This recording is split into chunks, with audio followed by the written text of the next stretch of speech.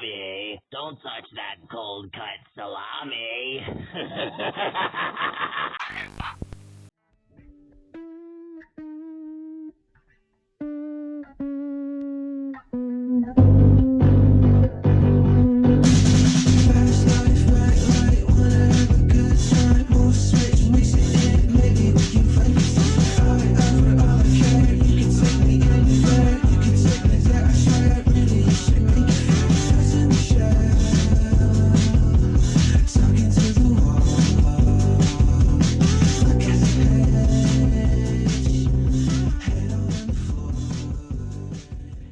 An occurrence at Owl Creek Bridge is about a man named Peyton Farquhar who was a local slave owner for the Confederacy. He's devoted completely to the cause, willing to do anything for it. One day he's tasked with a mission to burn down the Owl Creek Bridge, fearing that the Union soldiers will come over. Now, no one properly informed Peyton of this being a scam. The entire company pulled up on him with Uncle Sam's arsenal. His name was going to be added to an obituary very soon.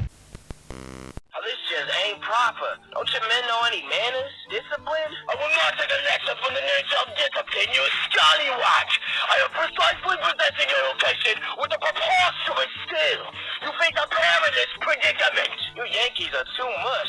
King George should have won. The time for discussion is over, you wench! You are to discard of your personal belongings and face the cold embrace of the road. But I ain't done nothing. As a matter of fact, I find it adequate that my company wants your demise, as well as others who roam past my bridge. I ain't done nothing. The company sadistically decides that instead of turning Peyton into Swiss cheese, they'd be hanging him from the bridge. And should he somehow manage to escape, even with his arms tied behind his back, they'd gun him down. With that being the context of the story, the rest of it focuses on Peyton managing to escape his binds, swim through a raging river and avoid a volley of gunfire. He even ran through the woods and dodged a grape shot cannon. Same tools pirates would use to destroy ships. It appears we've been boarded by another ship. Yes. It appears pirates are coming on board and killing all of us. He manages to escape all the way to his home, finally able to meet his wife and son that he thought about greatly. All things considered, that's a true soldier right there. Jefferson could have used him for those Confed war tactics.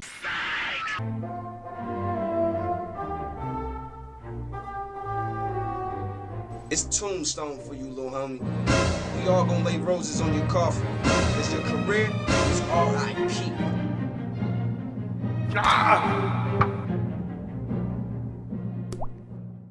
In the final moments for a man living in denial, the greatest pleasure he can seek is that of a pipe dream. One of the major themes within this story is delusion.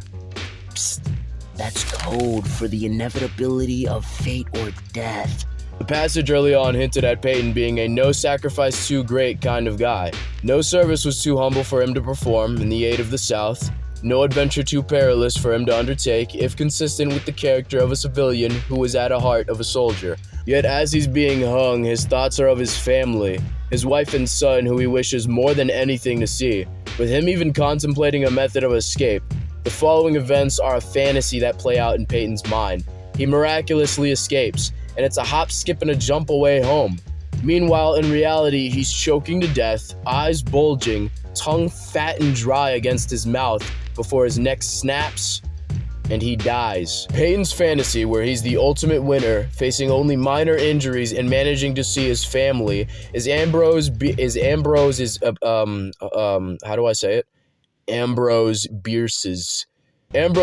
tragic way of revealing how Peyton would run from his fate, going so far as to conjure up a mental depiction of his victory, even as the spark of his heart slowly fizzles down like a wax candle. Now, the song I chose today greatly reflects this refusal to accept defeat, to welcome death with grace and humility. The song I've chosen is Charlie's Inferno.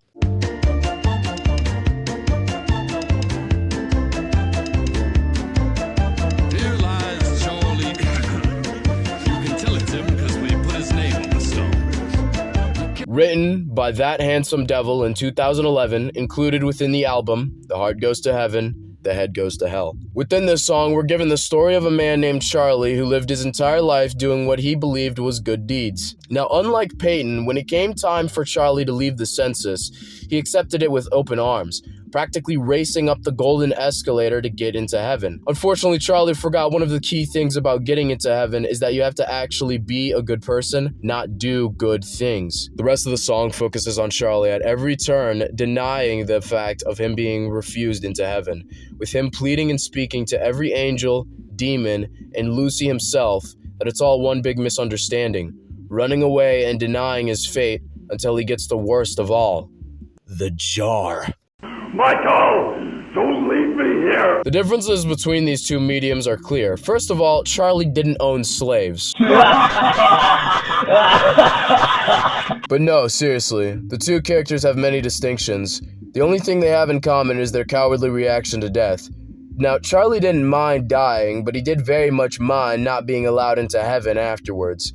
A comparison to Peyton is drawn here. In the same way that Charlie believes it's to be unfair, getting banned from the pearly gates, Peyton thinks it's unfair for the company of soldiers to shoot him if he were to escape his hanging. But the most important line of all that connects both the story and the song at a fundamental level is this following lyric within Charlie's Inferno. Run from your demons until you are exhausted. One day you will have to stop and find out what they want. Keep on running from those demons until you are exhausted. You can run to those angels till you are exhausted. One day you will have to stop and question what they want. Keep on running to those angels till you are exhausted. Peyton Farquhar is running from the demons that is the Union Company. He imagines himself in this miraculous scenario where he somehow snaps his rope, swims through the river, and escapes entirely, barely harmed, and manages to see his family again. But that's not the case. He instantly dies, and him chasing after the angels are his family. It's the main thought that he has running through his mind as he's running through the trees, and the final thought he has before he dies. The same way that Charlie wanted to see those pearly gates, Peyton just wanted to see his family again.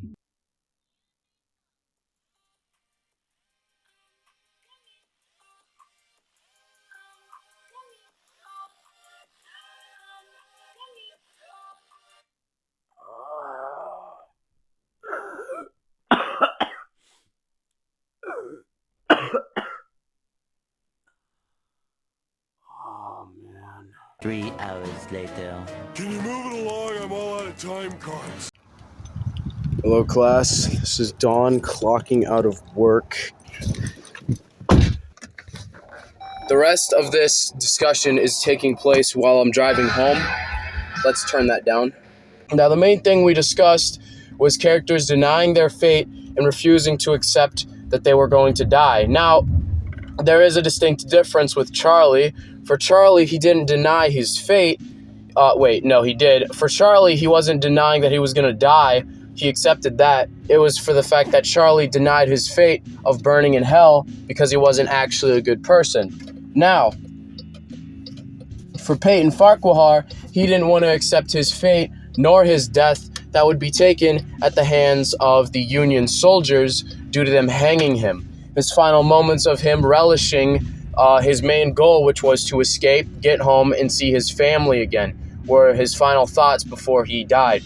Now, there are many other stories within this medium that follow this theme.